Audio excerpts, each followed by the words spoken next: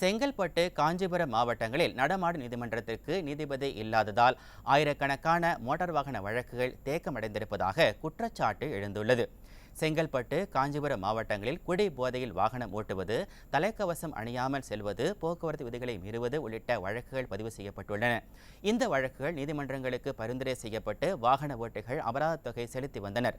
இதனால் வழக்குகள் தேக்கம் மற்றும் பொதுமக்களுக்கு பல்வேறு சிரமங்கள் ஏற்பட்டன. இதை தவிர்க்க கடந்த அதிமுக ஆட்சி காலத்தில் நடமாடும் நீதிமன்றம் தொடங்கப்பட்டது. இதன் வாயிலாக வழக்குகள் விரைந்து விசாரிக்கப்பட்டு முடிக்கப்பட்டன. ஆனால் விடியா அரசு பொறுப்பேற்றதிலிருந்து 2 வருடங்களுக்கு மேலாக நீதிபதி நியமிக்கப்படாததால் நடமாடும் நீதிமன்றம் முடங்கியுள்ளது. எனவே பொம்மை முதலமைச்சர் ஸ்டாலின் தூக்கத்திலிருந்து விழித்துக் கொண்டு நடவடிக்கை எடுக்க வேண்டும் என கோரிக்கை விடுக்கப்பட்டுள்ளது.